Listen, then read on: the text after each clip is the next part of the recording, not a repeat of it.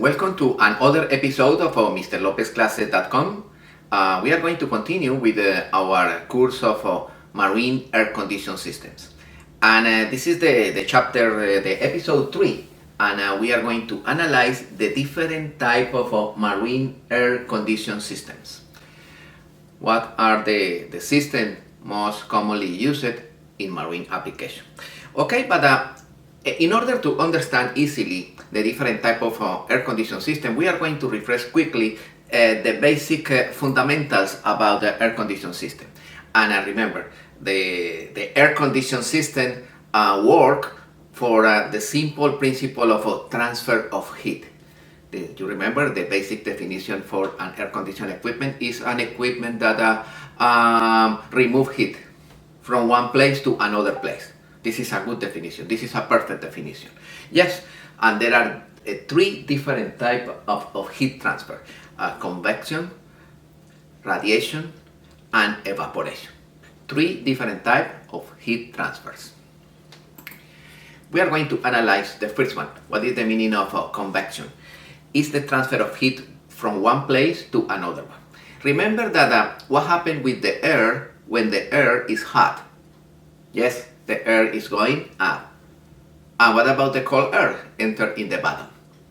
Yeah, only for convection, the cold air pushes the hot on top.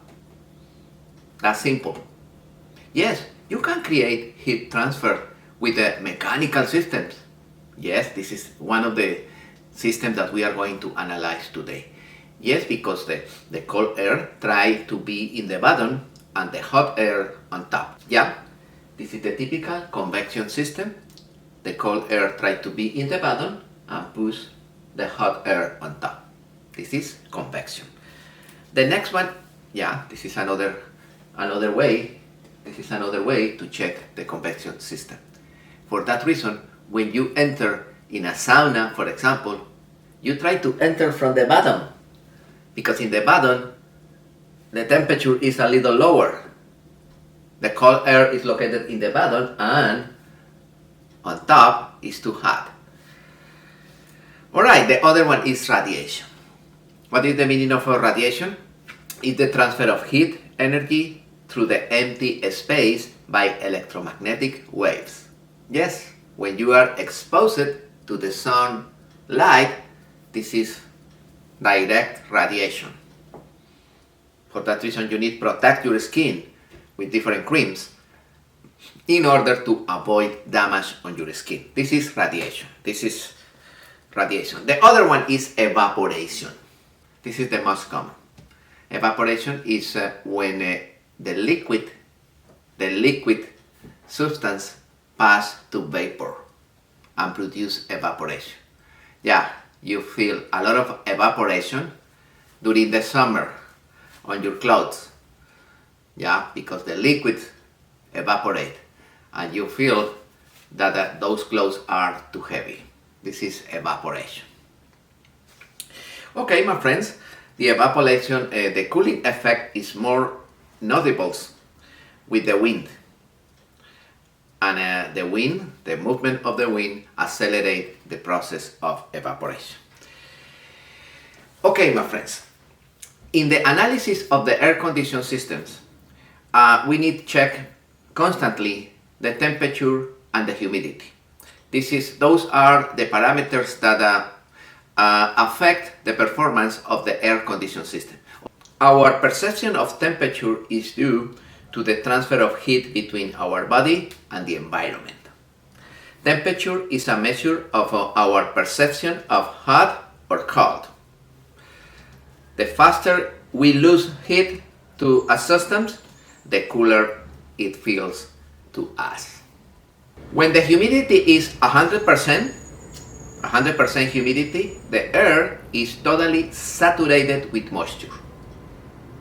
I'm going to repeat. When humidity is 100%, the air is fully saturated with moisture. When the humidity is 50%, the air is holding half the amount of moisture and the other is dry air. Okay, this is 50% humidity. Low humidity, practically dry air. Permit heat to be taken away from the human body by evaporation. Simple. Okay, this is basically the explanation about 100% of humidity, 50% of humidity, and low humidity or dry air. And now we are going to analyze the states of the matter: liquid, gas, and solid. And what happens when the liquid passes through solid and the solid to the vapor and vapor once again? This is the cycle. Solid is the state in which matter maintains a fixed value and shape, is solid. Liquid is the state in which matter maintains a fixed value but adapt to the shape of the container, because it's liquid. And gas is the state in which the matter expands to occupy whatever volume is available. Yeah, this is the difference between solid, liquid, and gas. And those are the three states of the matter. As some people consider another state is the plasma. Okay, this is another analysis that we are going to do in our class of corrosion. But right now we are going to consider three states: liquid, solid, and gas. And we are going to analyze that triangle and what happened. For example, when the gas pass to liquid, when the gas pass to liquid is condensation. When the liquid pass to gas is evaporation. When the liquid pass to solid is solidification. And when the solid pass to liquid is melting. Yeah, we are going to use those concepts because the refrigerant, you remember, in the cycle pass from gas to liquid, and after that once again from liquid to gas, evaporation. And we are going to analyze the different states of the matter. In some cases the vapor pass to solid because you have problems on the evaporator, and we are going to analyze what happened in each of those states of the matter. To understand easily that process, the change of the states, we need to keep clear the concept of latent heat. Latent heat. What is the meaning of that? The expression latent heat refers to the amount of energy released or absorbed by a chemical substance during the change of state. Is the amount of energy that the substance needs to pass from one state to the other one at constant temperature. That's the secret, is at constant temperature. In other words, think in this example. You have a liquid and you put the flame in the bottom of the liquid, and the liquid absorb energy, and in one point the liquid start to pass to vapor. In that moment, when the liquid start to become vapor, you can add it more and more temperature, but the temperature of this process when the liquid pass to gas is constant. In other words, the liquid start to convert in vapor at constant temperature. The name of that period is latent heat. Simple. That's latent heat. It's the amount of energy required to pass from one state to another one at constant temperature. That's the secret. For that reason, this is the portion that is critical. This is latent heat. There are in the triangle two latent heats. One latent heat of fusion and other latent heat of vaporization. In two portions we have latent heat. But in general, to avoid confusion, what is the meaning of that? Latent heat is the amount of energy required for any substance to pass from one state to another one at constant temperature. Yeah? Simple. This is latent heat. This is very important because the temperature is constant during that process of time. During that moment, you added more temperature, the liquid convert in vapor, but the temperature of the process is constant. In that moment, the temperature is constant, like this. Here is constant over there. Is constant over there. This is a short period of time where doesn't matter how much energy you try to introduce, the temperature in that period of time is constant. And of course, the substance passes from one state to the other. Latent heat. Don't forget, this is an ABYC question in the ABYC certification. And this is an other question in the EPA certification that we are going to take, that EPA certification. Don't forget. All right, my friends. After the refrigerant reach, remember that the refrigerants boil at a minus 22 degrees Fahrenheit. At that lower temperature, this is the boiling point of the refrigerant. At that point, the refrigerant starts to boil. Oh, it's incredible, no? That substance is a special substance. At that temperature, the refrigerant absorbs more and more heat, but the temperature never increases because the temperature in that period of time is constant. This is latent heat. Okay, mechanical ventilation, yes. Remember, if we use the concept of convection, yes, the cold air tries to push the hot air, and that movement can be accelerated if you introduce fans in the bottom or extractors on top, and you help that circulation. This is the mechanical ventilation.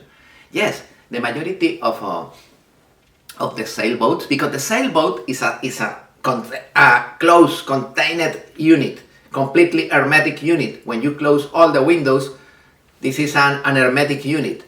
Those sailboats, the majority of them, they have a mechanical ventilation, and they have fans in the bottom, and on top they have those grills to release the hot air. And really in the summer, inside of the sailboat, if the mechanical ventilation is working properly, you have a comfort internally in the sailboat. In your home, you have a mechanical ventilation. You remember that fan located on the roof? That fan is in constant movement, and that fan suctions the hot air from the attic in your home. This is a mechanical ventilation in order to keep the temperature of the attic as low as possible, especially during the summer. This is the typical mechanical ventilation with ceiling fans. Ceiling fans circulate the air inside of the room with the purpose to keep the temperature stabilized. That's the secret of those mechanical ventilation systems. Okay, my friends, right now we are going to analyze the different type of elements that are in the refrigeration cycle. You remember I explained in the previous episode. We have basically the compressor, the condenser, the expansion valve, the evaporator, and the pipes. And we are going to include it in this group of elements, the switch, the high pressure switch, the low pressure switch, the thermostat, because it's very important, and also we are going to introduce the control box where the capacitors are located. Yes, this is the typical, this is a split unit. Right now we are going to analyze the different type of units, but this is the typical air conditioning system, and those are the elements. Yeah, we have the control box over there, we have the high pressure and the low pressure switch. Of course, over there you have the compressor.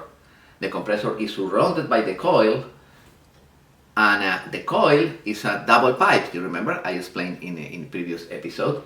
In the inside pipe you have the movement of a refrigerant over there. In the external pipe you have the movement of raw water. The raw water starts in the bottom on the C cock, pass through the raw water pump, enters, circulate through the coil and goes out. This is the salt water that you see going out constantly in a boat when the boat is on the dock, or if the air conditioner is running, you have the flow of raw water like this. Okay? Let me return to this excellent picture. Okay? In this side, in the evaporator, we have the evaporator. The evaporator have the coil for the evaporator and the fan.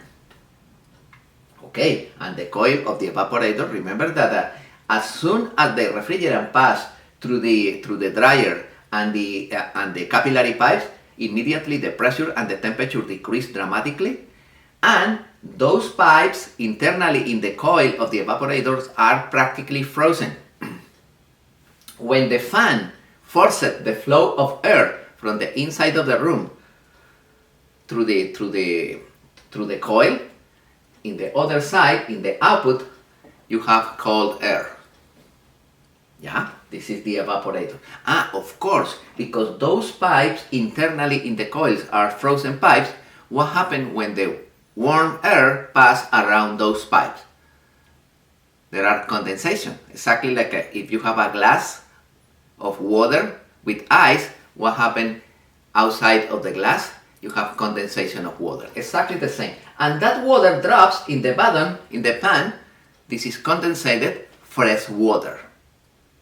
This is condensated fresh water. And that fresh water is drained. You can drain that fresh water through the bilge or directly outside. If you drain that water directly outside, we are going to use the P-trap, that design. The P-trap, that design. Why?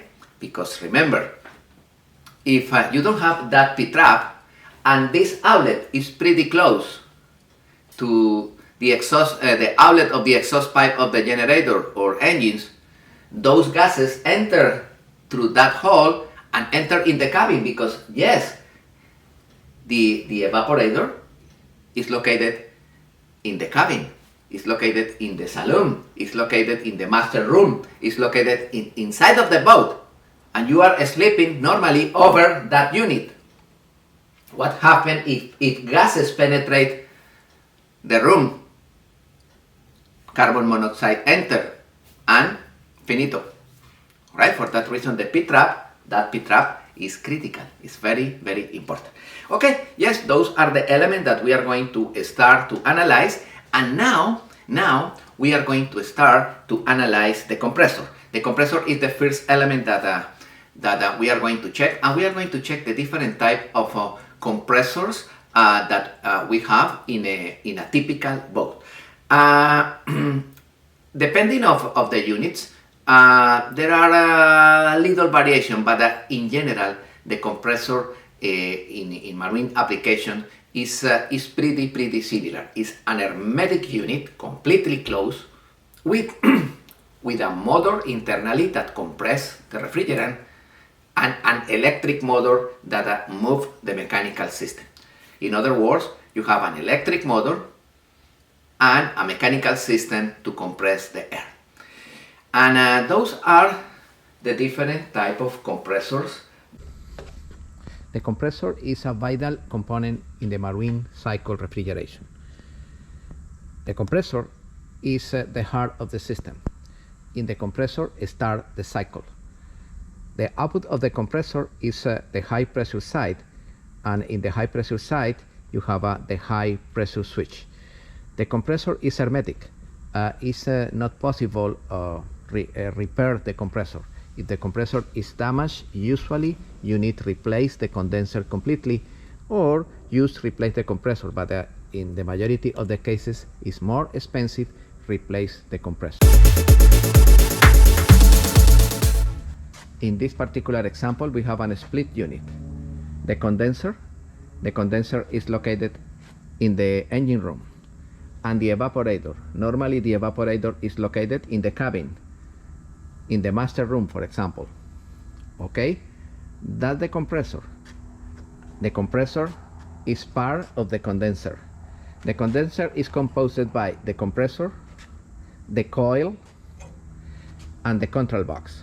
The control box is always part of the condenser. This compressor is activated from the control box.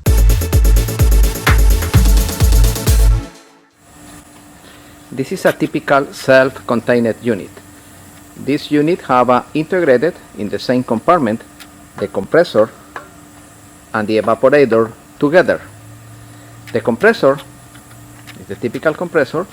On top have the terminals to verify the quality of the compressor. This is the accumulator, and this is the evaporator.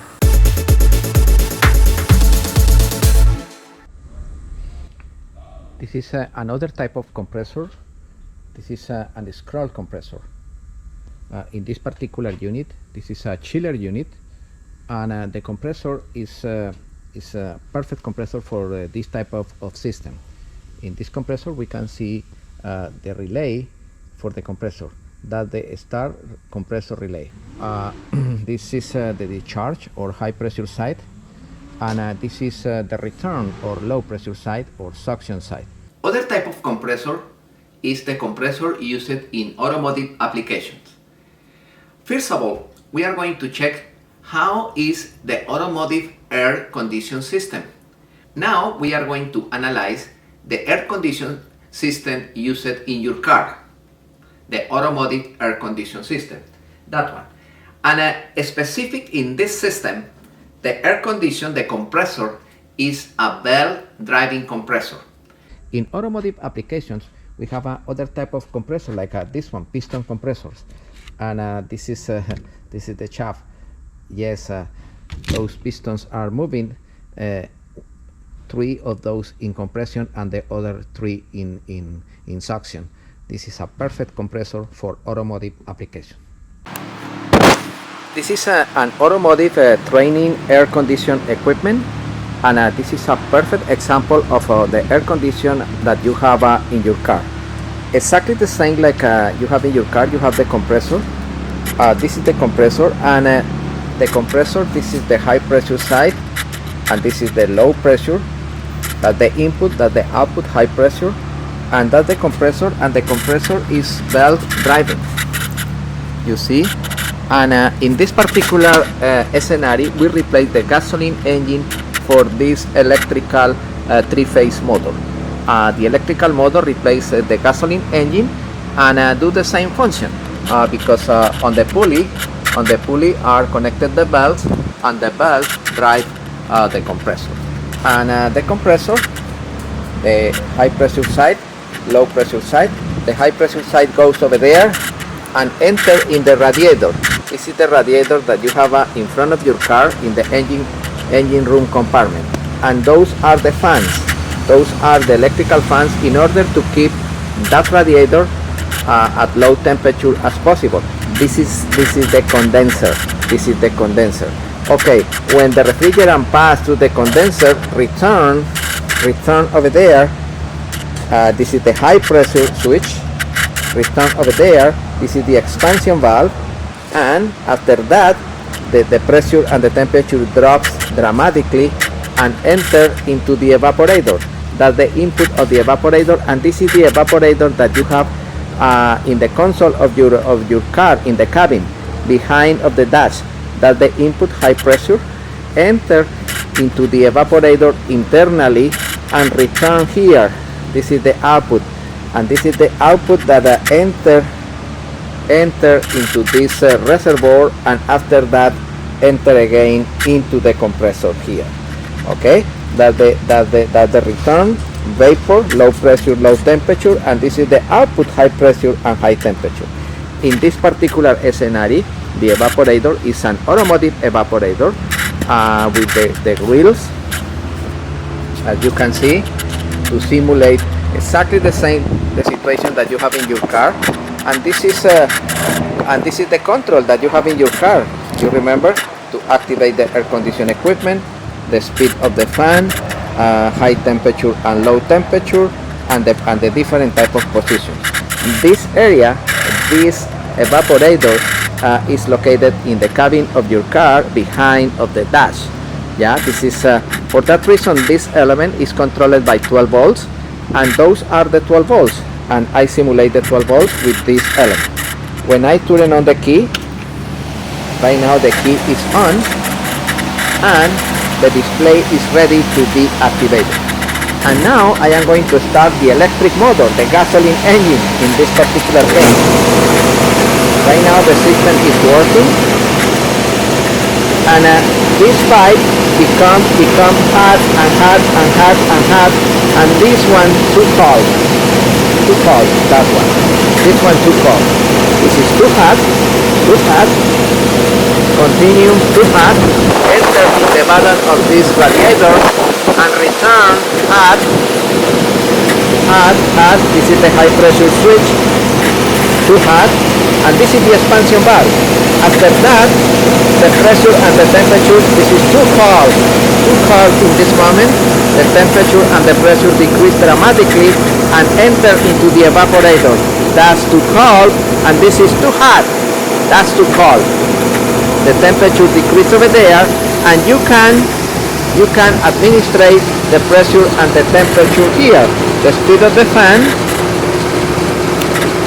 and the temperature, more or less temperature, and you receive the fresh air like I received in this moment. And now the $1,000,000 questions for my students is how they know if the compressor, when the engine is running, if the compressor is working properly. Yes, this is the procedure. Exactly. Output is high pressure, smaller lines. In what other way? It comes the other way. Right In what other way can you identify what is the input and what is the output? Follow the line hand over hands and see if it goes to what next component. Touch. It's cold. One is hot and the other one is cold. So the input would be cold. Right. And the output hot. Because the compressor. Yeah. And normally, if the system is working properly, the return is not frozen, but it's too cold. If the return is warm, it's because the level of the fluid is low. We are going to study that. Okay, we are going to connect this and this. This one is for high pressure or for low pressure? High pressure. And this one for low pressure. What is the high pressure feeding and the low pressure feeding? Well, no, this is the high. This is the high. This is low pressure, and this is high pressure. Okay. Okay. What is the input side? What is the output side? That's input, that's output. Warm. Yeah, it's already getting warm.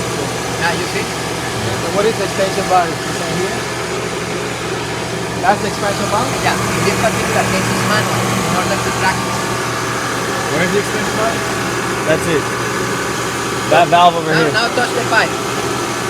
Oh shit. Wow. You see? Okay. How much is the pressure in the high pressure side? It's going up. Keeps going up. High pressure side is close to 180, and the other pressure is low. It's low. 27. They need refrigerant.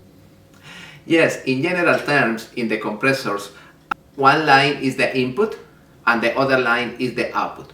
One line is the suction side with the low pressure, with the vapor coming from the evaporator, and the other line is the vapor supersaturated coming out at high temperature. That's the vapor going into the condenser. All right. For that reason, if the compressor is working in good conditions, one line is hot and the other one is too cold, practically frozen. Yeah, that's an indicator that the compressor is running in good conditions. Now we are going to analyze the procedure to verify if the compressor in marine applications is working properly, if the problem is the compressor. What is the enemy normally in a compressor for marine application? The enemy of the compressor is if the compressor is running with the humidity in the refrigerant. Moisture. Moisture is the enemy. Yes, an indication is that the compressor shut down suddenly for high temperature. Right now I am going to explain quickly how the compressor works and how can we verify if the compressor, the winding internally, the electric motor located inside of the compressor is in good condition. Yes, one enemy is the humidity. Other enemy is the level of refrigerant. If the level of refrigerant is low level, the compressor is working overload, and of course the temperature increase. If the temperature increase, this element, the thermal switch is a normally closed switch. When the body of the compressor is too hot because the temperature increase, the thermal switch open. If the thermal switch open, the current coming from this point and entering here no pass over there. This is a normally closed switch, and we don't have a current in the common terminal of the relay, the relay of the motor. Yes, this is because the thermal switch. What is the other name for the thermal switch? Is a Convection switch. Convection switch. In the ABYC certification, this is one of the questions. All right, this is the Convection switch or overload or thermal switch. Okay, in a typical compressor, we have those two elements, the thermal switch and the compressor relay. The thermal switch and the compressor relay. And of course, the current is coming from the hot line. This is the neutral, and here we have the ground. Those are the lines coming from the panel, from the AC panel. Normally in the AC panel, you have breaker for air condition number 1, air condition number 2, depending on the amount of air conditions equipment that you have in your boat. Okay, in this particular case, the power is coming from one of those breakers, and the power enters directly into the compressor. The power here is divided into one portion goes directly into the compressor, and the other portion goes directly into the system start relay in order to charge the start capacitor, the run capacitor, to activate the relay. I'm going to explain later that procedure. But in general terms, if I am suspicious that the problem in my air conditioning equipment is the compressor, I am going to explain right now the procedure to verify if the problem is on the compressor. What is the symptom when the problem is on the compressor? The symptom is like this. You activate the thermostat, you select the temperature that you wanted, and the evaporator, the blower, start, but the compressor not start. If you hear the compressor is humming. Try to start, but not start. This is an indication that you have an electric problem on the compressor, or probably a mechanical problem internally in the compressor. Remember, the compressor internally have a motor, electric motor, and the electric motor move the mechanisms with the pistons. There are different type of pistons. Okay, we are going to analyze in this micro video the procedure to check this relay, the motor relay. The relay have three terminals. One terminal on top is the common, other terminal here is for run, and other for start. The common receive the power from the thermal relay, and this power is the power coming from the run and relay, and this one is coming from, that's the neutral. Okay, we are going to verify in the next coming micro video how we check if the winding of the compressor is in good condition. The procedure is pretty simple. We are going to take three measurements. We are going to use a multimeter, and we are going to select the multimeter in ohms. And we are going to take a reading between common and start, and other one between common and run, and other one between run and start. Okay, this reading plus this should be equal to this. The reading between common and start plus the reading between common and run should be equal to this. Should be equal to A plus B. Approximated. Probably is a couple of ohms more or less, but if that addition is common, the reading between common and run plus the reading between common and star is equal to the reading between star and run, this is an indication that internally the winding of the motor in the compressor is in good condition. Yeah, this is a very common problem, and this is the most expensive part of the air conditioning system, is the compressor. When the compressor is gone, when the compressor is damaged, you need to replace the unit completely. What unit? The condenser. Can I replace only the condenser? Or I need to replace the condenser and the evaporator at the same time in a split unit? No, you can replace separated the condenser. And you replace the condenser and you keep the old unit, the evaporator. That's very common. It's, the element that normally is damaged is the condenser, because the compressor is the equipment that is working all the time, compressing the refrigerant and producing the cycle. For that reason, the condenser is the unit that normally you replace. In your home, remember, the condenser is the unit that you have outside, in the backyard of your home, outside. Yeah, and this is the unit that you replace frequently. That the unit that is more expensive.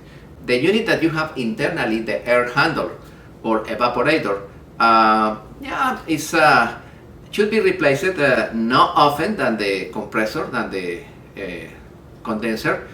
If you do a good service in the evaporator, you don't need to replace frequently that unit. What is the service? Is the filter. You need to replace the air filter. If you replace the air filter and you keep the coil of the evaporator clean, you don't need to replace that unit frequently. Yeah, the price of the outside unit condenser is practically double that the inside unit. Okay, my friend, right now we are going to check the procedure to verify if the relay on the compressor is in good condition. And now we are going to check the procedure to verify if the compressor is in good condition. The procedure to verify if the compressor is in good condition is checking the condition of the winding of the compressor.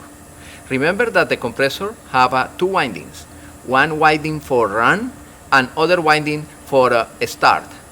And the procedure is like this. All the compressors, they have a common, start, and run. Common, start, and run.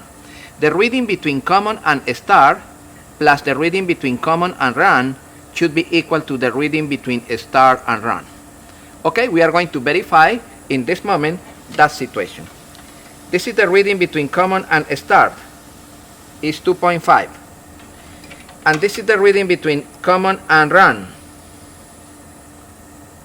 0.9. And this is the reading between start and run, 3.2. In this particular case, this is a verification that this compressor is in good condition. As soon as the refrigerant is going out through the compressor, the refrigerant enters in the coil of the condenser.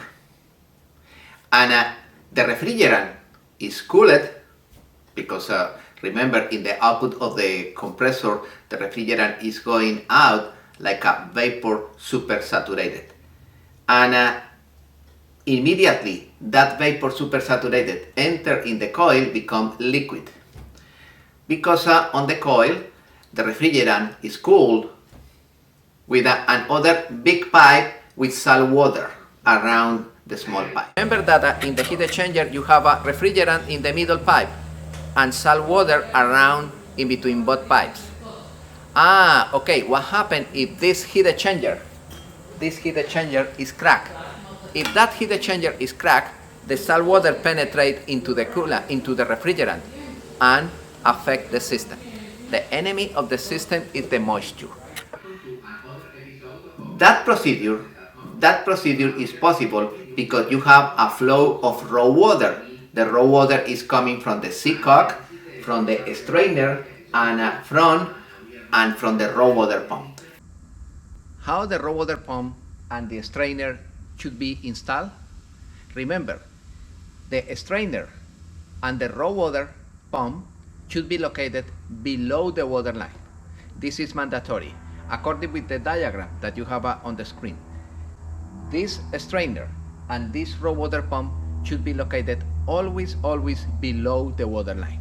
Of course, the strainer receives the water from the seacock, the water enter in the strainer, and the water enter in the raw water pump. The raw water pump is an AC pump. It's normally 120 for AC or 110 for AC European boats. These type of pumps, raw water pumps for air conditioning equipments, work in both scenarios, in American power or European power. The winding is a special winding. Okay, the raw water pump, the output of the raw water pump enter in the coil of the condenser, and pass through the coil, and in the other side goes out, like the video that we have on the screen. That the water that you see coming out constantly is raw water that enter in the coil of the condenser. Because in the evaporator we have another drain, but this drain is a drain that drain condensated fresh water.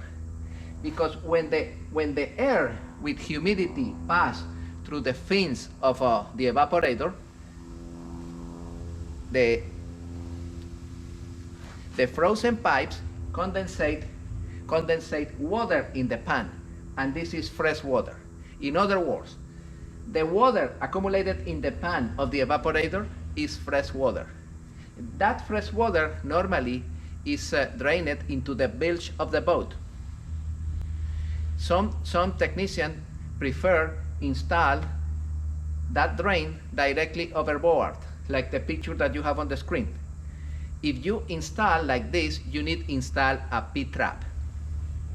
The function of the P-trap in that picture is avoid that gases coming from the exhaust pipe of generators or engines penetrate in the compartment. The gases enter over there and penetrate in the compartment where the evaporator is located. Normally, these type of evaporators are located behind of the bed or in the closet. What happens if carbon monoxide penetrate in the cabin through that point? That's critical, that's not good. For that reason, the P-trap is mandatory. The raw water pump and the compressor, those elements work together. In other words, as soon as the compressor starts, the raw water pump starts. You remember when I explained the wires to activate the compressor? You remember the purple wire to activate the compressor? Immediately the compressor starts, the raw water pump starts. This is an indication that the compressor is running and the refrigeration cycle is on.